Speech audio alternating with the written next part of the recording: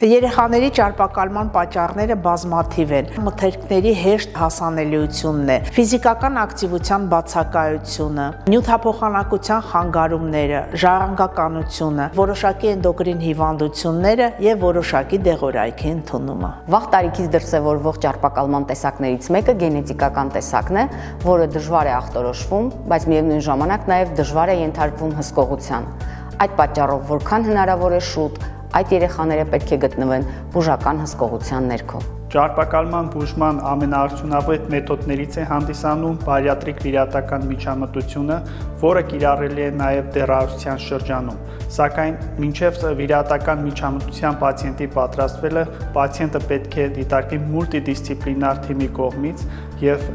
դիտարկվեն բուժման այն տարբերակները, որոնք առավել արդյունավետ կլինեն քաշի կառավարման համար։ Չի կարելի մեղադրել երեխային եւ դեռահասին ավելորդ քաշի եւ ճարպակալման համար։ Ճարպակալումը քրոնիկ բազմագործոնային հիվանդություն է, որը պահանջում է թիմային աշխատանք եւ հսկողություն։ Մեր թիմը պաշտպանում է այսօրվա երեխայի, վաղվա դեռահասի եւ վաղվա մեծահասակի առողջությունը։